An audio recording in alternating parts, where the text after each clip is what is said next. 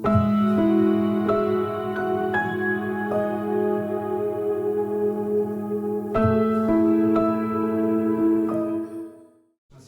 देते और शुभ अवसर आपने दिए। तेरे नाम को ऊंचा करते, दयालु और करुणामय परमेश्वर धन्यवाद देते, धन्यवाद देते। सच्चे दिल से महिमा से बढ़कर तेरी महिमा करें। तो जीवित परमेश्वर है और करुणामय परमेश्वर धन्यवाद देते पिता, हमारी गलतियों को माफ करने के लिए धन्यवाद, आपके प्रेम के लिए धन्यवाद। आप हमारी हालत को देखें, इसीलिए तो स्वर्ग छोड़कर इस धरती पर उतर आए ताकि हमारे लिए पश्चाताप कर सके, ताकि हम पश्चातापी बनकर तेरी महिमा कर सके। धन्यवाद देते हैं, यीशु मसीह के नाम से मांगते हैं, आमीन। खुशी खुशी मनाओ, खुशी खुशी मनाओ, बोलो बोलो मसीहा की जय जय, बोलो बोलो मसीहा की जय जय जय।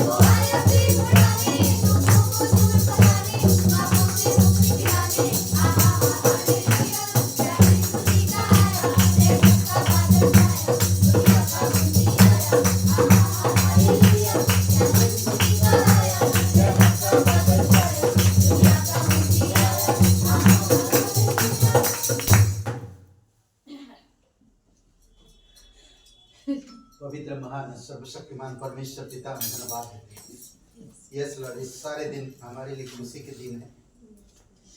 धन्यवाद देते, सब कुछ तो लेकर आया और सब कुछ तो पूरा किया क्रूस पर। दुख उठाया, दर्द सहा, निंदित हुआ, हमारी हर एक गुनाहों के लिए गुनहगार बना और क्रूस पर चढ़ गया। उसके लिए हम धन्यवाद देते हैं। तो पवित्र परमेश्वर का पवित्र पुत्र बनकर इस धरती पर उतर आया, इंसान के समानता में दास बनकर इंसान की सेवा की और एक दिन क्रूस पर चढ़ गया। धन्यवाद देते प्रभु यीशु, तेरे जन्म, तेरे कार्य और तेरे पूर्ण हुआ कार्य और तेरे पुनरुत्थान, ये सारी चीजें हमें प्रेरणा देता है और प्रेरित करता है कि तू सच्चा और जीवित और अद्भुत और पराक्रमी परमेश्वर।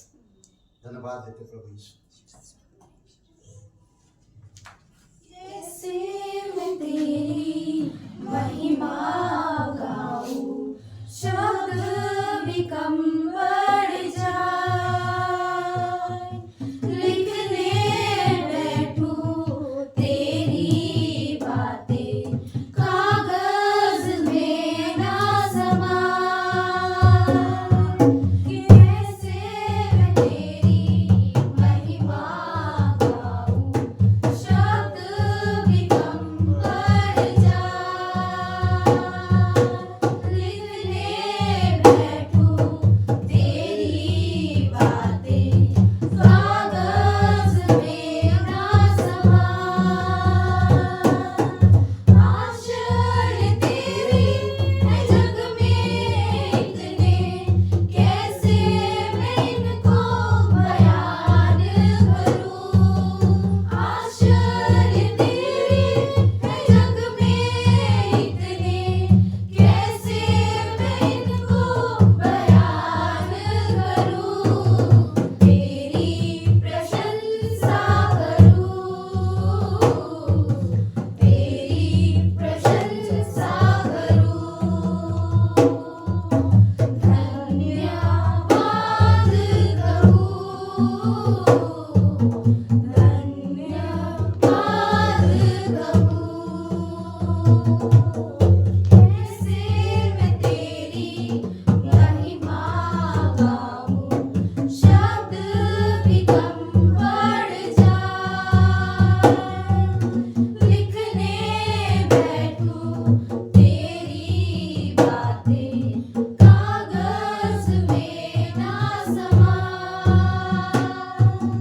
कैसे मैं तेरी महिमा गाऊं, शब्द भी कम पड़ जाए, लिखने बैठूं तेरी बातें, कागज में ना समाए।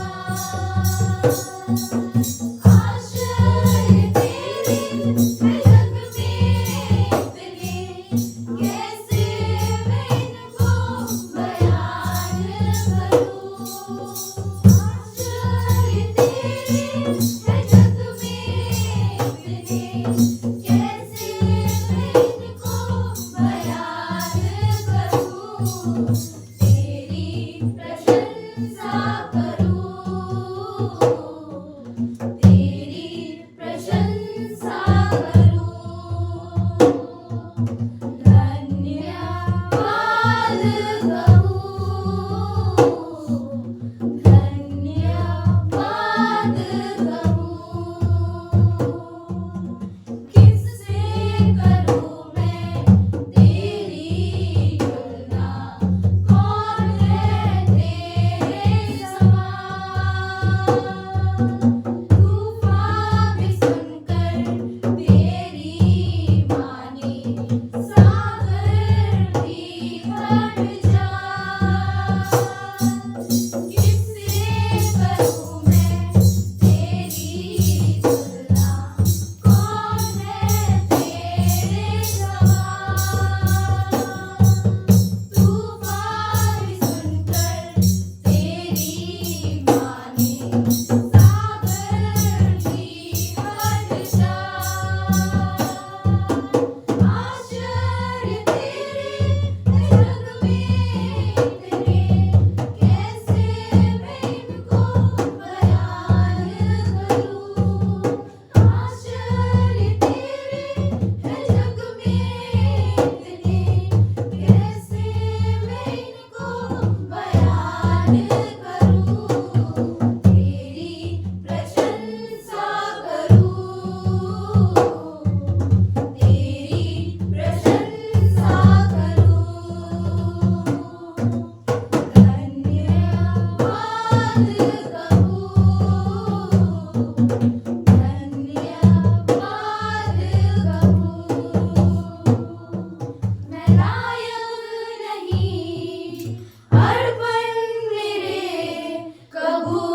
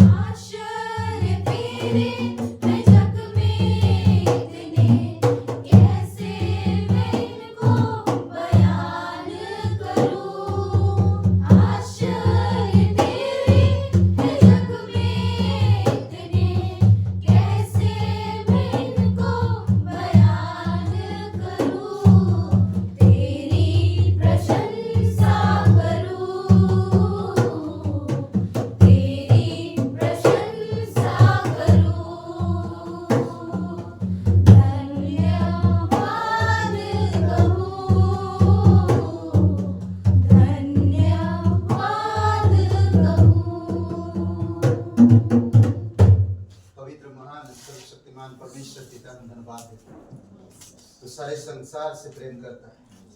तू हर एक मनुष्य के लिए अपना प्राण दिया है।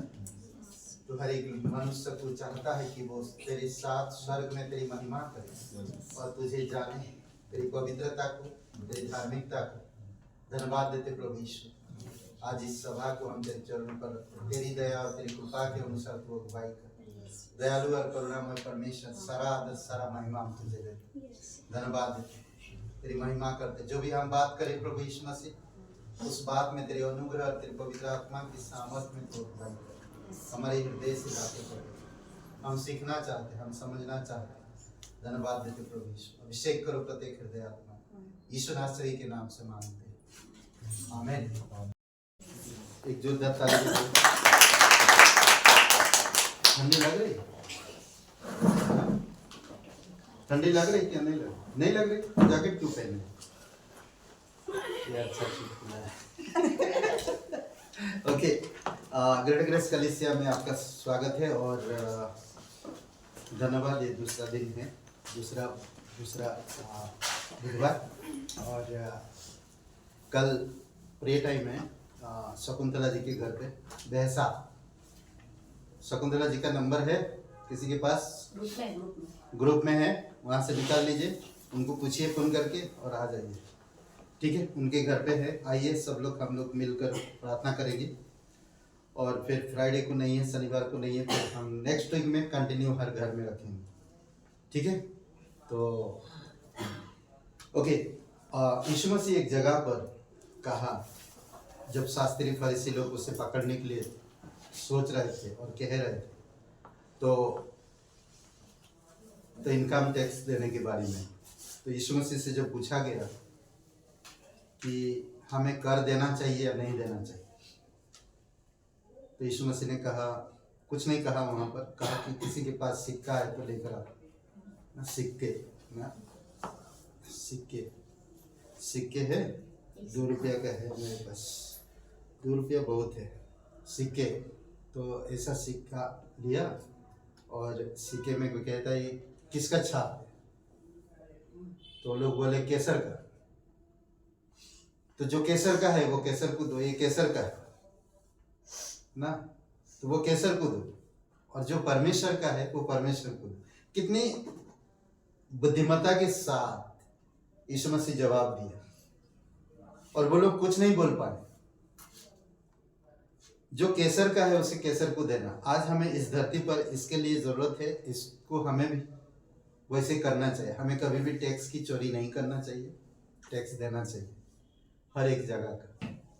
और जो परमेश्वर का है, दिल मन प्राण, हमें परमेश्वर को देना चाहिए। आइए प्रार्थना करते हैं। पिता परमेश्वर, प्रभु यीशु मसीह, हम धन्यवाद देते, तो स्वर्ग छोड़कर इस धरती पर उतरा है मनुष्य के लिए, अपना प्राण दे दिया उनके लिए, उससे बढ़कर बलिदान और किसी का नहीं। धन्यवाद देते आपके प्रेम के लिए, धन्यवाद आपके अनुग्रह के लिए, धन्यवाद पिता तेरी अद्भुत योजना के लिए। तू सच्चा और जीवित परमेश्वर है। यीशु मसीह के नाम से मांगते हैं, आमीन।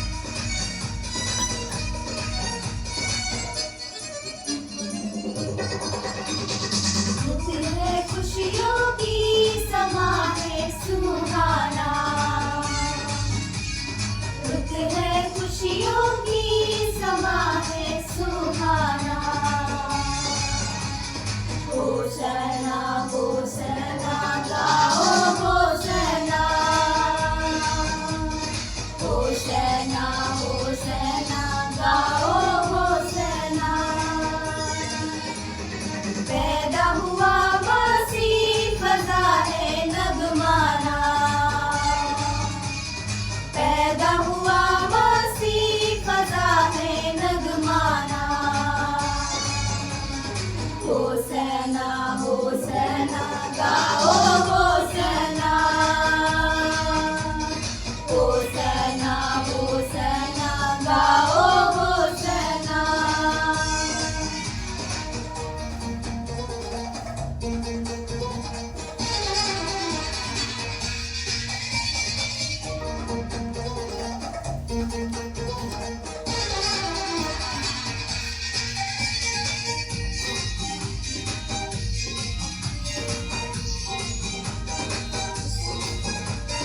हालेलुया हालेलुया होसना होसना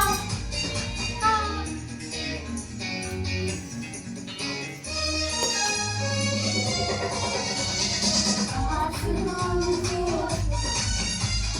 छोड़ा उसने टूटा रिश्ता जोड़ा उसने आसमान को छोड़ा उसने टूटा रिश्ता जोड़ा उसने दूर से ताका तोड़ा उसने दूर से ताका तोड़ा उसने साथ है वो मसीहा तुम ना घबराना मसीहा तुम ना घबराना होसना होसना गाओ होसना होसना गाओ होसना होसना होसना गाओ होसना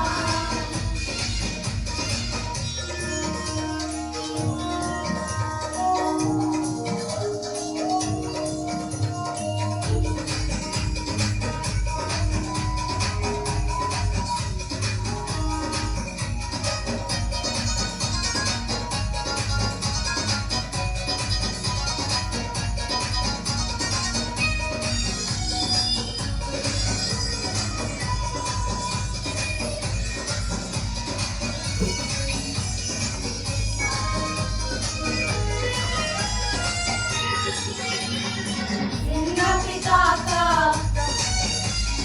राज दुलारा सुबह का तारा नूर का धारा जिंदा पिता का राज दुलारा सुबह का तारा नूर का धारा देने आया जग को पारा देने आया जग को पारा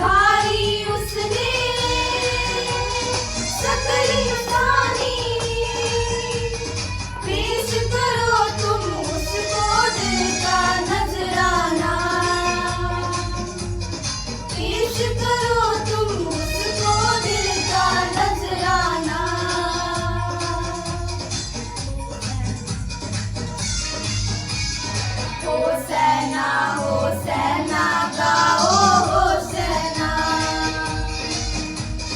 होसैना होसैना गाओ होसैना होसैना होसैना गाओ होसैना होसैना होसैना गाओ होसैना।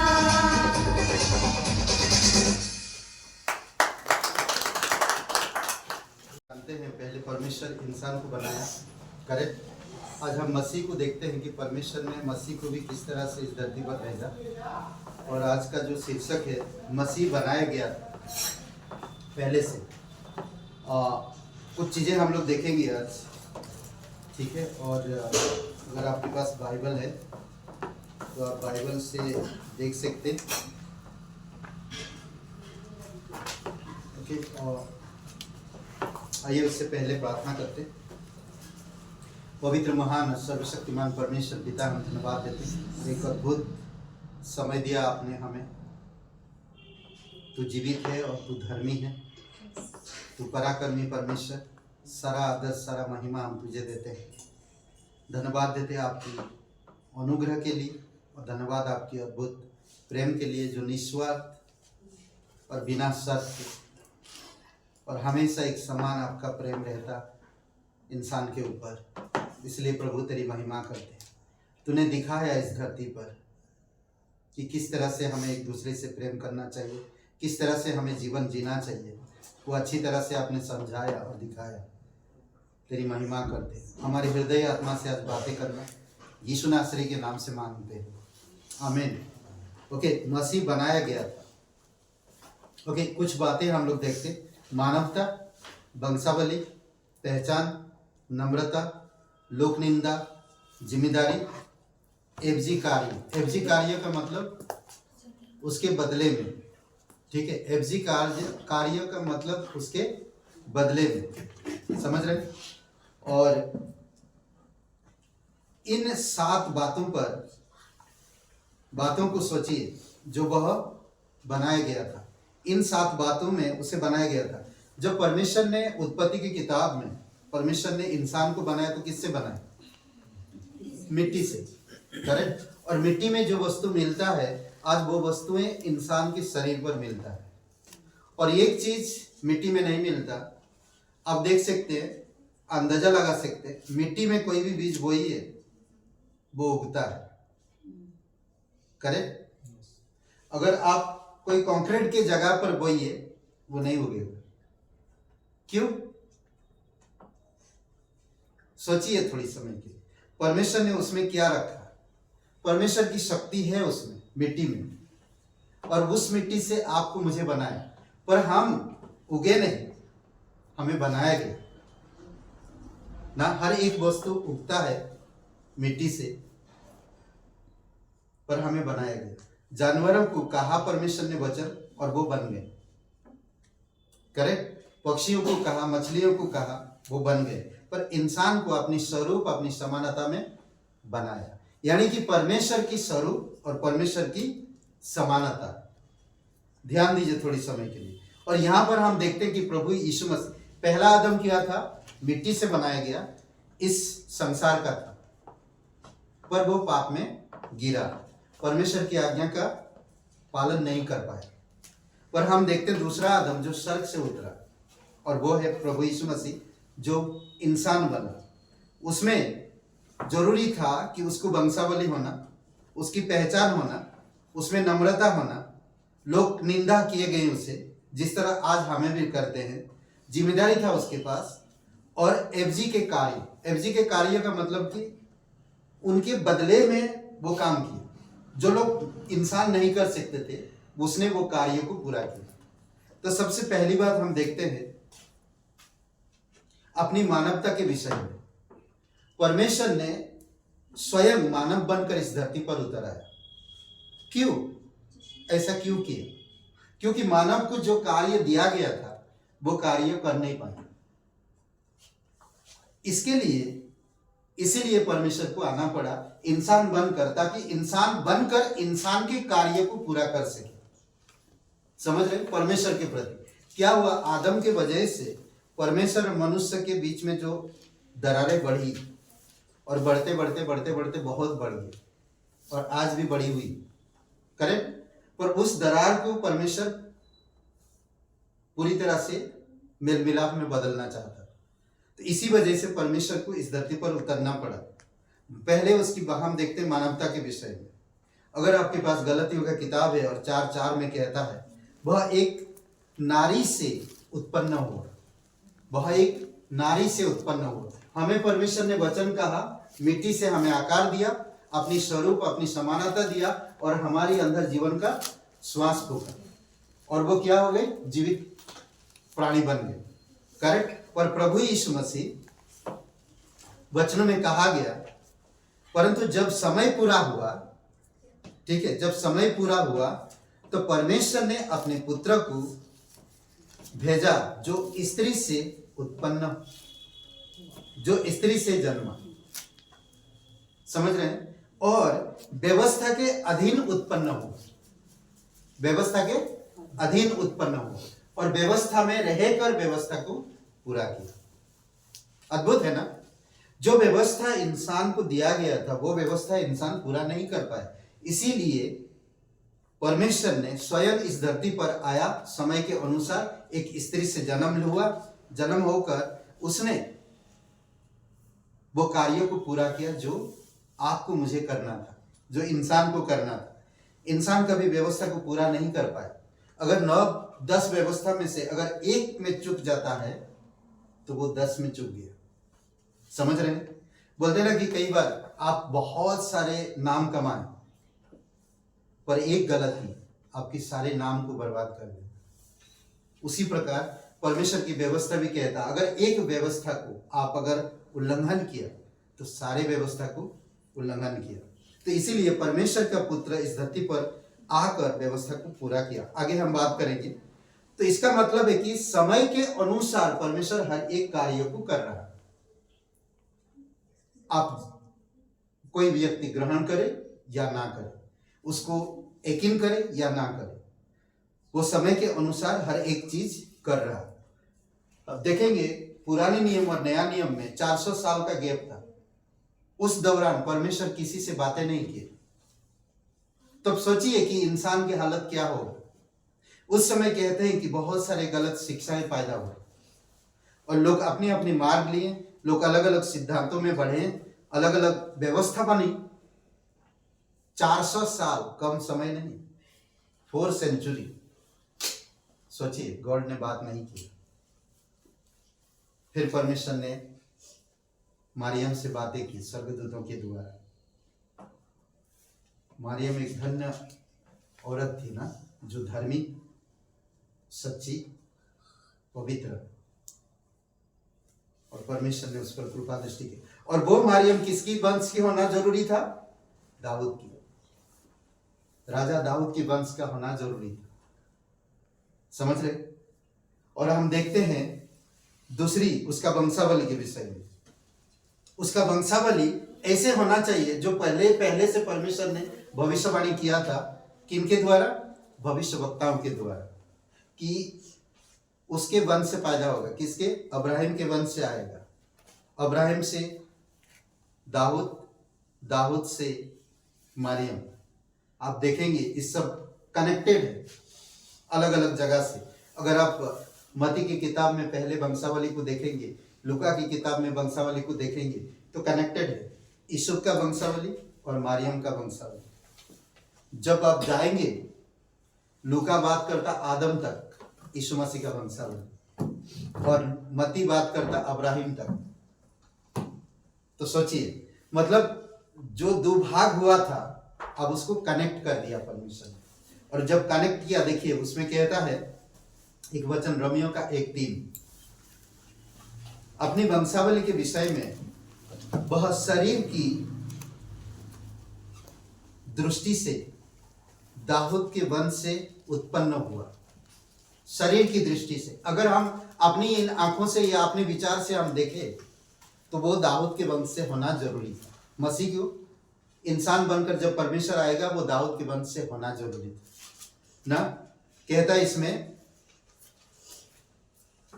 अपने पुत्र हमारे प्रभु यीशु मसीह के विषय में प्रतिज्ञा की थी, वह शरीर के भाव से तो दाऊद के वंश से उत्पन्न हुआ। शरीर के भाव से जब वो शरीर में आएगा तो उसका वंशावली कैसे होना चाहिए? दाऊद की वंशावली से होना चाहिए। ऐसे भी किसी को भी हम मसीह नहीं बना सकते, क्योंकि पहले से उसका भविष्यवाणी हुआ है कि वो उसका जो वंश होगा दाऊद के घराने के होगा। समझ रहे? किसी को भी हम मसीह नहीं मान सकते और ना किसी के कहने पर हम मसीह को कह सकते, मसीह कह सकते। बहुत सारे लोग चमत्कार दिखाते हैं, बहुत सारे लोग आए भी हैं, बहुत सारे लोग चले भी गए, पर मसीह वही होता है जो उसकी प्रतिज्ञा जहां से शुरू किया था, जैसे हुआ था उसकी प्रतिज्ञा उस तरह से होना चाहिए। ओके, ये था शरीर में उसकी मानवता। समय पूरा हुआ तो परमेश्वर ने उसके पुत्र को ऐसे जन्म दिया जो एक स्त्री से जन्मा, और उसकी वंशावली को हम देखें। फिर हम देखते हैं उसकी पहचान, अपनी पहचान के विषय में। वह सब बातों में अपने भाई बहनों के सदृश बना। आज भी आप दुखी हो तो वो दुखी होता। सोचिए, हर एक लोगों के लिए आप देखेंगे जब यीशु मसीह का सेवा कार्य में किस तरह से लोगों के प्रति तरस खाता था, ना किस तरह से रोता था। जब लाजर मरा तो वो रोया कब्र के पास। क्यों? क्योंकि उसकी वो पहचान थी, वो जानता था। और इसमें एक वचन देखिए, इस प्रकार कहता है इब्रानी का 2:17, वह सब बातों में अपने भाई बहनों के सदृश बना। इस कारण उसको चाहिए था कि सब बातों में अपने भाई के समान बने, जिससे वह उन बातों में जो परमेश्वर से संबंध रखती है, जो परमेश्वर से संबंध रखता है। ठीक है, आज वो भाई बहन यीशु मसीह के माँ बाप, यीशु मसीह के माँ, उसकी भाई बहन जब आए तो यीशु मसीह ने क्या कहा? वो मेरे भाई, वो मेरी बहन है, वो मेरी माँ है, जो लोग परमेश्वर की वचन सुनते हैं, उसकी इच्छा पर चलते हैं। करेक्ट? तो जो परमेश्वर की इच्छा के अनुसार चलते हैं। अब सुनिए आगे क्या कहता है इस वचन में, जो परमेश्वर से संबंध रखती है। एक दयालु और विश्वासयोग्य महायाजक को, ताकि लोगों के पापों के लिए प्रायश्चित करे। एक दयालु होना जरूरी था, विश्वासयोग्य होना जरूरी था, और महायाजक होना जरूरी था। महायाजक कैसे होता है? मनुष्य से लिया जाता है और वो परमेश्वर में संबंध रखता है। नम्रता, पवित्रता और नबी वंश से होना जरूरी है। समझ रहे हैं? ताकि कहते हैं कि पापों के लिए प्रायश्चित कर सके। और जो कोई इंसान पाप में है तो यीशु के पास आता है और यीशु से अगर क्षमा मांगता है तो क्या करता है? तो वो क्षमा करता है। सोचिए, मैं कल भी बातें कर रहा था कि लकवे की रगी था, ना बोल सकता ना चल सकता, इतना उम्र हो गया था, वो कुछ नहीं कर सकता था। पर हुआ क्या, जब यीशु मसीह के पास उसको खपरेल हटा के उसको नीचे रखा गया और यीशु ने उसको हाथ लगा के चंगाई देने के बदले उसको कहता पाप तेरी क्षमा हो। अरे ऐसे कैसे भाई, इतना मेहनत किया बोलो, और यीशु मसीह कहता कि भाई तू ठीक हो जा, खड़े हो जा, या मैं हाथ रख दिया तो ठीक हो जा। ऐसा कुछ नहीं कहा, उसने कहा तेरे पाप क्षमा हो। थोड़ी समय के लिए सोचिए, आज हम कहाँ जाएं, किसके पास जाएं, हम किससे प्रायश्चित करें, कैसे प्रायश्चित करें? लोग इस संसार में तरह तरह की नियम, तरह तरह की व्यवस्था बना के रखे हैं ताकि अपने पापों से प्रायश्चित करने के लिए। पर सच में उनकी पाप प्रायश्चित होता है? मुझे तो नहीं लगता। पर परमेश्वर प्रभु यीशु मसीह को इस धरती पर भेजकर हमें पापों की प्रायश्चित के लिए महायाजक ठहराया। और उसने जब क्रूस पर बलिदान हुआ, कब्र में दफनाया गया, जब मरियम मगदलीनी सबसे पहले जब देखा उसे कहा मत छूना, मुझे मत छूना, वो अपनी पवित्र लहू मनुष्य की ओर से पिता को अर्पण करने अभी तक गया नहीं था। वो सबसे पहले वो लहू पिता को अर्पण करेगा कि मैं पूरे दुनिया के लिए जो भूत वर्तमान और भविष्य पूरे दुनिया के मानव के लिए प्रायश्चित का लहू लेकर आया, इसे ग्रहण करो। पिता को देकर वापस आया यीशु मसीह, तब उनको दर्शन दिया। जानते हैं आप लोग, अद्भुत है। तभी आज हम कहते हैं इब्रानी की किताब में कि वो महायाजकों का महायाजक है। आज हम चौथे अध्याय, इब्रानी का चौथे अध्याय वचन 15-16 में क्या कहता कि आओ हम हियाब बांध कर अनुग्रह के सिंहासन के पास आए। अनुग्रह के सिंहासन के पास कोई भी नहीं प्रवेश कर सकता, कोई भी नहीं, जब तक आपकी पाप प्रायश्चित नहीं कर लेते। समझ रहे, किसी को अलाउ नहीं था। ये जो अनुग्रह का सिंहासन पहले था परम पवित्र स्थान ना, जो इजराइल में टेबरनेकल है। टेबरनेकल का मतलब निवास स्थान प्रभु परमेश्वर का। तो वहां पर 3 कैटेगरी होते थे, एक बाहरी आंगन, एक पवित्र स्थान और एक परम पवित्र स्थान। समझ रहे, बाहरी आंगन में बलि होती थी, पवित्र स्थान में याजक लोग रहते थे, परम पवित्र स्थान में साल में एक बार महायाजक जाता था। साल में एक बार, हमेशा कोई नहीं जा सकता। कोई भी इंसान इस पवित्र स्थान में से कोई भी चला जाए तुरंत मर जाए, तुरंत। पर आज हम जब प्रभु यीशु मसीह पर विश्वास करते, हम पवित्र स्थान में जा सकते हैं, अनुग्रह के सिंहासन के पास। साल में एक बार महायाजक जाता था, फिर जो भी पाप बलि चढ़ाया गया उसका लहू छिड़काता था। जैसे जाता था वैसे आता था, वो पलटेगा नहीं, घूमेगा नहीं, ऐसे घूम के छिड़काएगा नहीं, ऐसे घूम के नहीं, वो जैसे आएगा वैसे जाएगा, वैसे जाएगा वैसे आएगा। अगर वो ऐसे गया तो वो ऐसे नहीं आ सकता, पीठ नहीं दिखा सकता, वो ऐसे जाएगा ऐसे आएगा। उसके पैर में एक रस्सी बांधा जाता था, अगर कुछ गड़बड़ी हुआ तुरंत मर जाएगा। तो उसको, उसकी लाश को खींचने के लिए लाश को अंदर जाकर नहीं ला सकते आप। अगर वो मर गया तो लाश को खींचने के लिए रस्सी बांध देते, और रस्सी में घुंघरू होता था।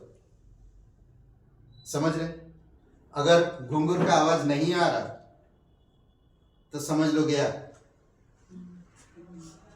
समझ रहे, तो इतनी पवित्र स्थान है, वहां पर कोई नहीं जा सकता।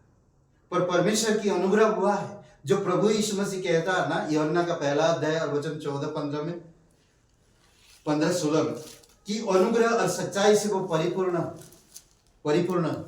होकर, उसी से हम परिपूर्ण हुए। जो कोई आज यीशु मसीह का नाम लेता है वो उद्धार पाता, और उसकी अनुग्रह और सच्चाई से परिपूर्ण होकर आज हम लोग जानते हैं महायाजक हमारा कौन है, प्रभु यीशु मसीह। आप सब जो यीशु मसीह पर विश्वास करते याजक। आज हम हियाब के साथ अनुग्रह के सिंहासन के पास आ सकते और परमेश्वर से प्रार्थना करके कह सकते, लोगों की दुख के लिए, कोई बीमार है, कोई तकलीफ में, कोई परेशानी में, हम प्रार्थना कर सकते। अद्भुत है। समझ रहे, ये था उसकी पहचान। उसने अंधों को आंखें दिया, मुर्दों को जिलाया, विधवा, गरीब, लाचार, बीमारी, हर प्रकार की चीजों को उसने संभाला। उसकी पहचान है। आज हमारी पहचान कैसे होती? भाई उनके पास बहुत अच्छा कार है, ऐसा नहीं, उनके पास बहुत अच्छा बंगला है, पहचान नहीं है, बंगले में नाम लिख कर रखे, वो आदमी है ही नहीं उसका नाम पे, पहचान है। कैसे पहचानना? आज नया एक जगह पे जाएंगे, आपकी कैसे पहचान होगी? आज यहाँ से अगर समझ लीजिए चले गए अफगानिस्तान, आपकी पहचान कैसे होगा? आप इंडियन, सब लोग जान जाएंगे। कैसे? क्योंकि आपका वैसे चेहरा है, वैसे वैसे कलर है इंडियन के जैसा। आप वहां पर जाकर बातें करेंगे तो तुरंत पकड़ेंगे लोग, ये इंडियन करेक्ट, तुरंत पकड़ लेंगे। तो यीशु मसीह का पहचान क्या था? वो पिता की तरह काम करता था, पिता की तरह। पिता मुर्दों को जिलाया तो उसने भी जिलाया, अंधों की आंखें खुला तो उसने भी खुला। इसी प्रकार से उसकी पहचान बनाई रखा। और हम चौथी बात देखते हैं, उसके अंदर नम्रता थी। अपनी नम्रता के विषय में उन्होंने अपने आप को रिक्त कर दिया। रिक्त का मतलब खाली। ज्यादा बंद। रिक्त का मतलब खाली कर दिया अपने आप को। कौन? यीशु मसीह। उसके पास सामर्थ था, उसके पास महिमा थी, उसके पास पिता का अधिकार था, सब कुछ खाली कर दिया, तभी वो सेवा कर पाया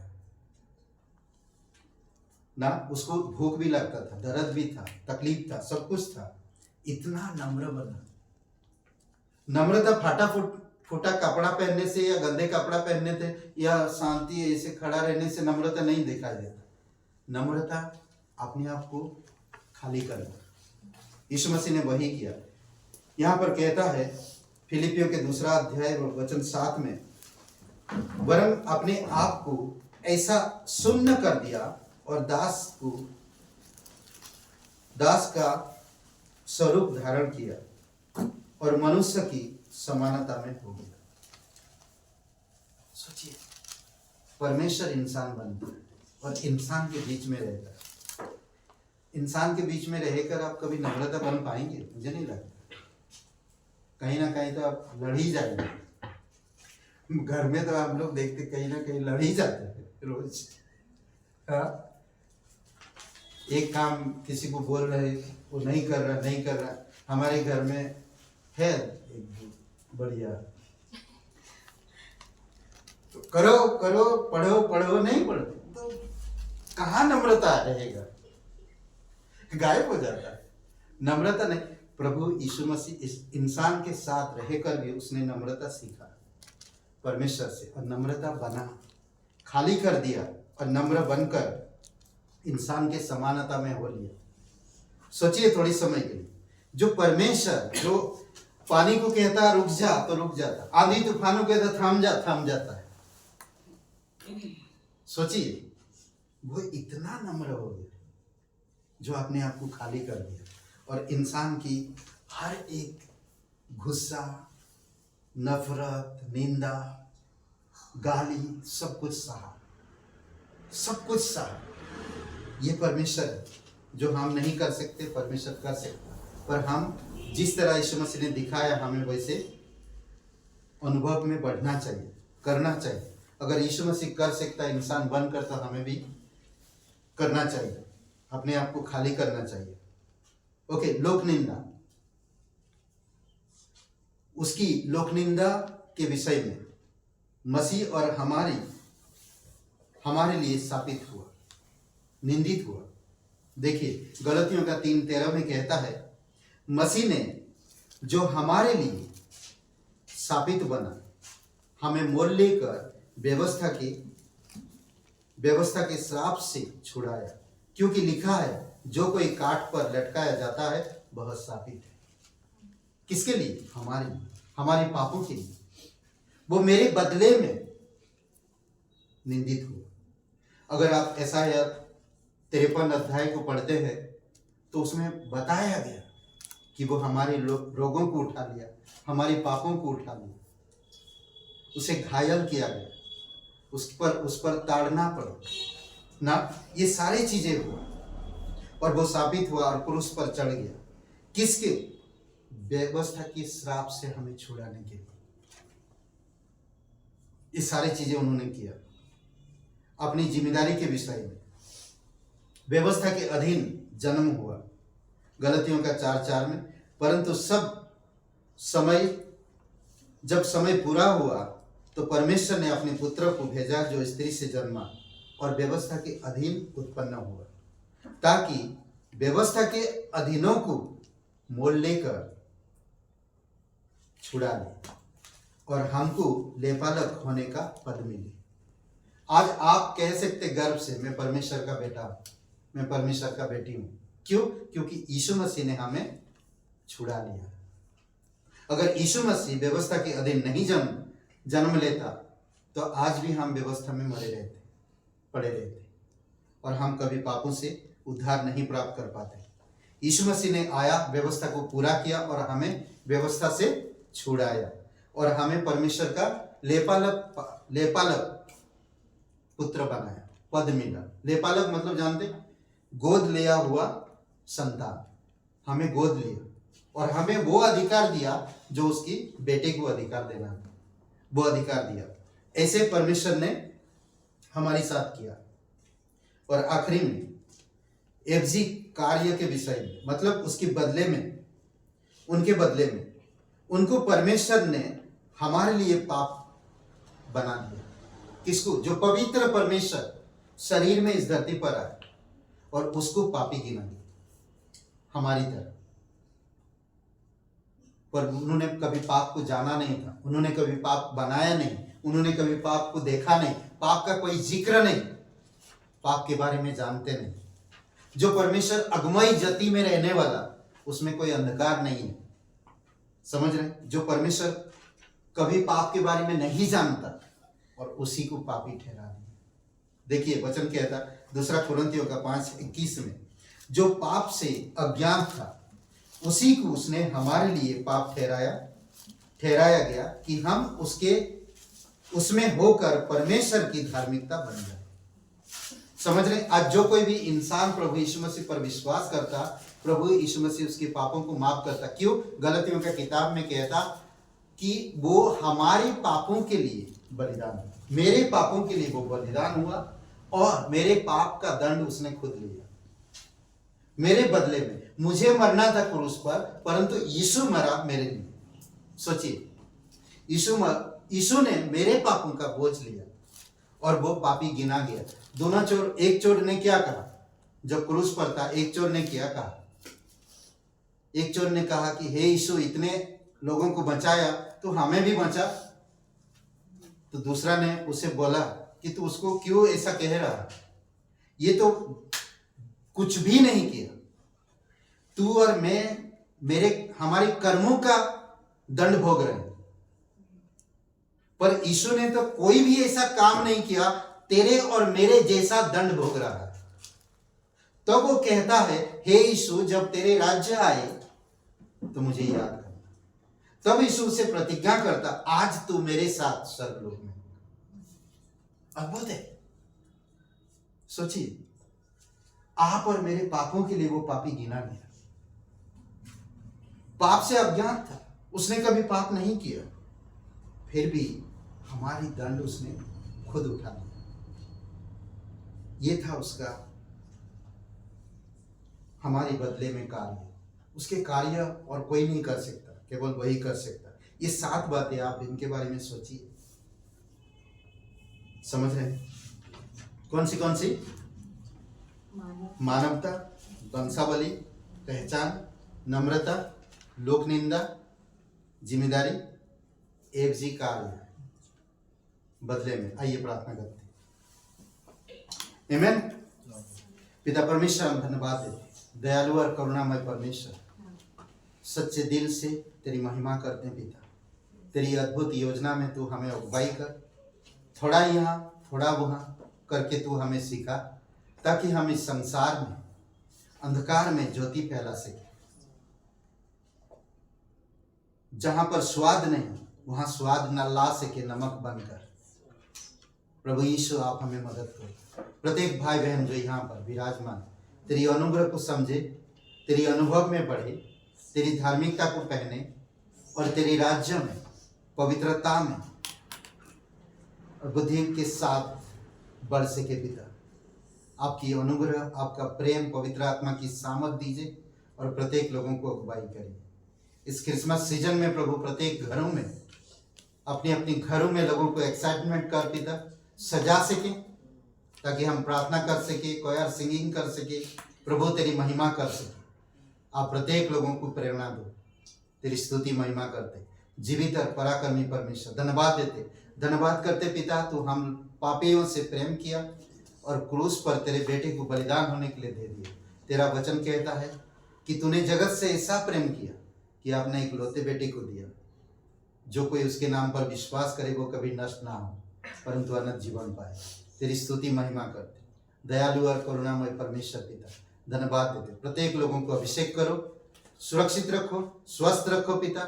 घर में जो भी घटी कमी दूर करना, उनकी व्यक्तिगत जीवन को, उनकी मनोबल को, उनकी परिस्थितियों को बदल कर पिता आत्मिक परिस्थितियों में मजबूती के साथ बढ़ने में मदद करो पिता। धन्यवाद देते उनकी जीवन के मकसद को समझने में मदद कर प्रभु यीशु। धन्यवाद देते, तेरी स्तुति महिमा करते। इस जगह के लिए, इस क्षेत्र के लिए, इस एरिया के लिए प्रार्थना करते। कई सारे लोग आज अंधकार में हैं, इस घर में ज्योति है पिता, लोग जान सके, तेरी महिमा पा सके। प्रभु यीशु आप कृपा दृष्टि करो, दया करो पिता। धन्यवाद देते सिस्टर एलसी, उनके बेटे के लिए, उनके जीवन के लिए भी हम प्रार्थना करते हैं पिता। धन्यवाद देते हैं, आप उनके कामकाज में, उनकी परिवार में शांति प्रेम बनाई रखो पिता। तू सच्चा और जीवित परमेश्वर। धन्यवाद देते हैं यहाँ पर सभी लोगों के लिए, प्रत्येक लोगों को सुरक्षित रखो और तेरे अनुग्रह में अगुवाई करना पिता। धन्यवाद हमारी कलीसिया के हर एक भाई बहनों के लिए। सिस्टर मेरी के लिए भी प्रार्थना करते हैं, उनकी आंख के ऑपरेशन के लिए पिता। हम प्रार्थना करते हैं कि आपकी दया, आपकी कृपा रखना, और जो भी खर्चा है प्रभु यीशु, और जब तक समय दिया है प्रभु, उससे पहले उनकी आंखों को भी आप आंख को ठीक करना और उनके शरीर को छूना प्रभु, और चंगाई देना। विश्वास के साथ ही प्रार्थना करते हैं, तेरी स्तुति महिमा करते हैं। प्रार्थना हमारे उद्धार करता है यीशु नासरी के नाम से मांगते हैं, आमीन। आनंद है मेरे यीशु के चरणों में।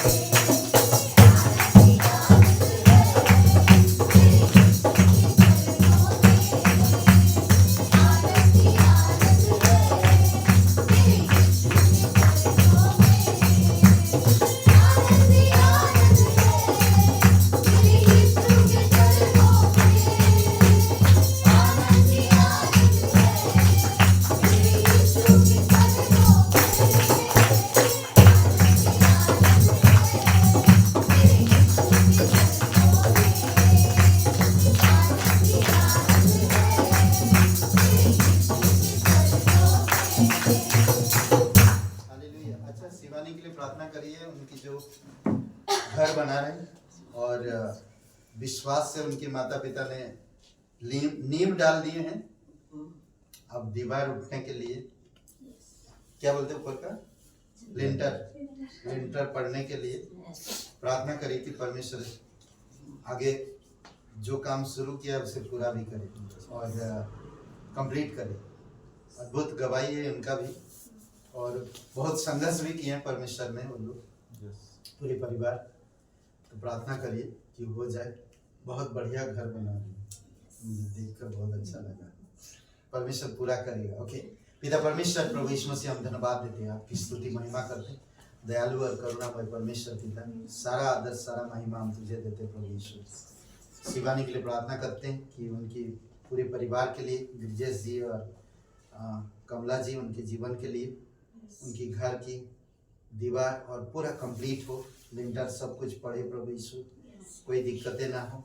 पिता हम प्रार्थना करते हैं, आप जुगाड़ करने वाला परमेश्वर, आप प्रोवाइड करने वाला परमेश्वर है, आप उनको प्रोवाइड करो प्रभु यीशु। धन्यवाद देते अनिल जी, उनके परिवार के लिए भी लड़ाई झगड़ा रोज है।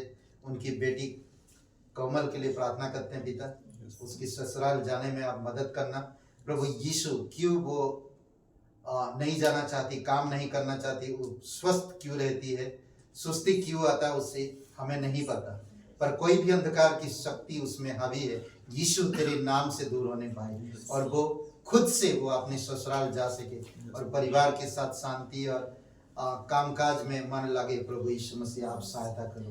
प्रीति और रचना जी के लिए प्रार्थना करते हैं पिता, आपकी अनुग्रह आपकी दया उन पर बनाए रखना, पूरे परिवार एक दिन आ सके।